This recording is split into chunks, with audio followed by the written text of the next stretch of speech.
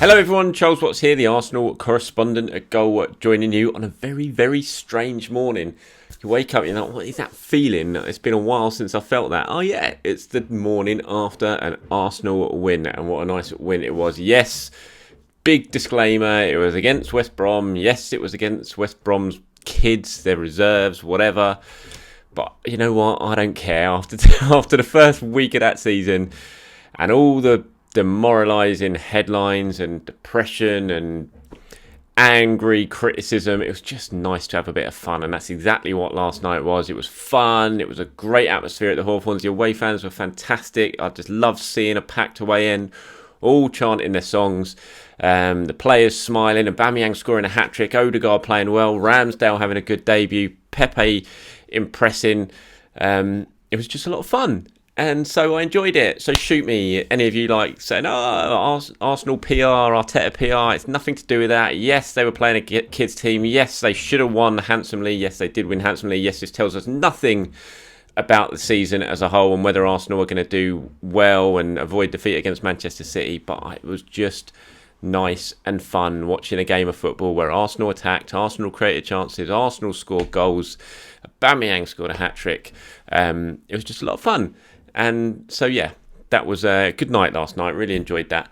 And so I'll talk a little bit about that. I'm not going to spend too long on this vid because Mikel Arteta is doing a press conference later on today, and I'll try and do another one after that. We'll see what he has to say in that one. I mean, last night was just a very short chat with us after the game, obviously just about the match, really. We'll get more questions about the transfer window and things like that in this press conference today. But, I mean, in terms of the match itself, it was just great for Aubameyang. It's what we want to see. It's his first start since his COVID. He came back, scored himself a hat-trick, which will do his confidence a world of good no matter who it was against.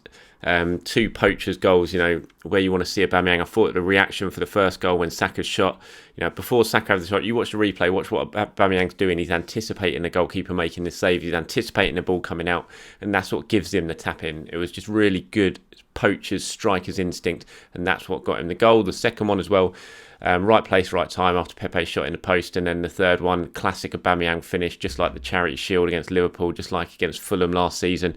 That cutting in from the left hand side and bending it into the far top corner, do him the world of good. It was just great seeing him with a big smile on his face. That interaction with the fans, I think Aubameyang really has missed not having fans in the stadium. He's such a showman. We know that with his celebrations, the masks, the backflips. I think having fans in the stadium, having a whole spectacle and all that to be able to feed off is going to do him the world of good this season. I asked Mikel that afterwards. I said, do you think the fans can help get the best out of Aubameyang again? He said, I hope they do. Obviously, he's a really happy character and he needs that connection with people, family, friends and fans. You could see the interaction when he left the pitch. I think that's something really positive for him. Yes, so hopefully, fingers crossed, the fact we've got fans back in the stadium, the fact we're going to have atmospheres like we had last night, that could help get a little bit more out of Aubameyang, and let's face it, that's what Arsenal need, because when Aubameyang's scoring goals, Arsenal tend to win football matches, and that was proof last night. It was a big game for Arteta, given the start of the season, given the pressure he was under. Yes, this does nothing to ease the pressure, really, in terms of the league, the start of the season in the league, because this was a match they were expected to win, and they should have won comfortably, and they did, but imagine if it had gone wrong last night, the pressure would have been under then. So for him to go there, get the win easily, which is what he needed, to have his main striker score a hat-trick, to have Martin Odegaard make his second debut and play really well, to have Saka back looking at towards his best, have Aaron Ramsdale have a really good debut, Laka coming on and scoring for his first appearance of the season after COVID. Everything just went perfectly to plan for Mikel Arteta. When he woke up yesterday morning and thought, God, I can't afford another defeat here. And in his head, he would have had all these ideas of what he wants to happen, and pretty much they all happened last night. So it was a big night for him, and he was very happy, understandably so, when he spoke about the game afterwards. And I thought some of the really plus points for Arsenal, other than Aubameyang's hat-trick, I thought Martin Odegaard, just eased back into things yesterday. Yes, he should cruise through a match like that against a team as young and inexperienced as the team that West Brom put out. But it was just nice to see him back in the pitch, the way he slotted back into things. Looked like he'd never been away. Lovely flick for Saka's goal. Just oozed class every time he was on the ball, made things happen, and it was Arsenal certainly going to be a better side with him back involved now. I touched upon Bukayo Saka's performance. I thought that was really, really impressive. Aaron Ramsdale really impressed me, made some good important saves. I mean, early on at 0-0, West Brom had a little bit of a go early on, and Ramsdale made a couple of stops there, and he was commanding that pass he played out, which was a highlight for me. The pass he sort of split the West Brom press with to find Odegaard in loads of space in and around the halfway line and got Arsenal forward on an attack. That was really impressive from Ramsdale. It's something you don't really see too much from Bernd Leno, and if Ramsdale can continue to do that when he gets his opportunities, then he's going to put a lot of pressure on Bernd Leno. So that was good to see. The fans were, chanting Aaron Ramsdale's name. You could see how much he enjoyed it. He thanked the fans on social media afterwards. So that was a big boost as well, and it was just a nice evening, a fun evening. And yes, I'm not getting carried away, so stop it with all your comments if that's what you're going to do about getting carried away. It was only West Brom and all that. No one's getting carried away. It's just after such a miserable start to the season, it was nice to have a little bit of fun last night, and that's exactly what it was. And this is what Mikel had to say on Aaron Ramsdale's debut. He said, "I'm really happy with him. He hasn't trained with us a lot, but you can see his qualities he has. He's a really young goalkeeper. He's done a lot already in the league, and you can see the presence and the personality he has when he plays." So good news, good performance for Aaron Ramsdale, and Mikel Arteta will be happy with that. A couple other comments from Arteta last night. He talked a little bit about the transfer window, not too long to go now. I'm sure we'll get a little bit more from Mikel on that in today's press conference. When he's asked about what, if any more transfers will happen, he said, "I don't know what will happen. There are still a few days to go. We have some exits as well planned, so we will see." And on the possibility of Sead Kolasinac and Ainsley Maitland-Niles leaving, he said, "As you say, this is speculation. When they are here, we try to treat everybody as good as we can, give them minutes. They have incredible attitude, so when we can reward them on minutes, it's because they deserve that."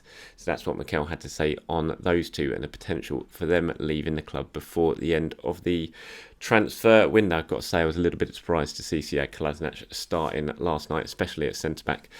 Penny for William Saliba's thoughts on that. Couple of things before I go. I will quickly run through my player ratings at the end of this if any of you are bothered about them later from last night's game. But on Bukayo Saka, I'm sure a lot of you saw he went down in quite a bit of pain towards the end of that game. Mikel couldn't really give a firm update. Hopefully he'll be able to give more of an update at his press conference later today. He said, "I think he got hit on the knee. It was sore. He was limping. I don't know how he's going to be. Hopefully he's going to be okay." So I think Arsenal, everyone will have their fingers crossed at the moment, because given Saka's performance last night, you want to see him continue that and build on that, and he's certainly going to be very important when Arsenal go to Manchester City at the weekend, because you've got to think, if Arsenal are going to get any sort of result at the Etihad on Saturday, then Bukayo Saka is one of those players who's going to have to perform very, very well. Away quickly from the game at West Brom, Lucas Torreira's move to Fiorentina was confirmed yesterday. I'm sure you've seen that. So the details surrounding that deal, it is a loan, obviously, for the season. There is no obligation to buy. It's just an option for Lucas Torreira. It's 15 million euros is the option for Fiorentina to make that move permanent next summer. Obviously, everyone at Arsenal now, I think, just hopes that is something that can happen. We'll need Lucas Torreira to play well this season. It hasn't quite happened for him. It didn't happen when he went to Atletico Madrid. Arsenal hope he can perform better back in Italy, where he was obviously very impressive when he played for Sampdoria before he arrived at Arsenal.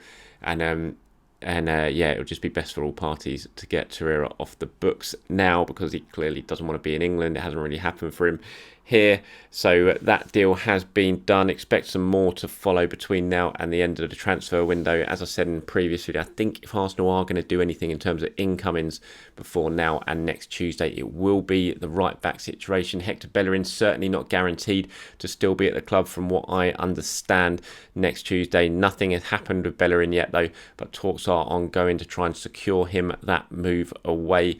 Obviously running out of time for it to happen, but everyone kind of Arsenal, Bellerin and kind of in agreement that this would be best for all parties. It's just a case of trying to get the right deal done for Arsenal and the right deal done for Hector Bellerin. Okay, before I go, let's quickly rattle through my player ratings from last night. No surprise that the forwards were the star of the show yesterday. In goal, Aaron Ramsdale, I'm going to give Ramsdale a 7. I thought he did everything he had to do pretty well. Chambers, Holding, Kolasinac and Tavares were the back four. I gave them all 6.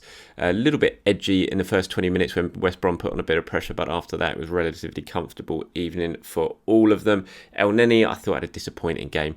He did make that really nice little pass to slip through Pepe for the second goal, so credit to him for that, but it was frustrating on large level yesterday. El Neni kept turning back.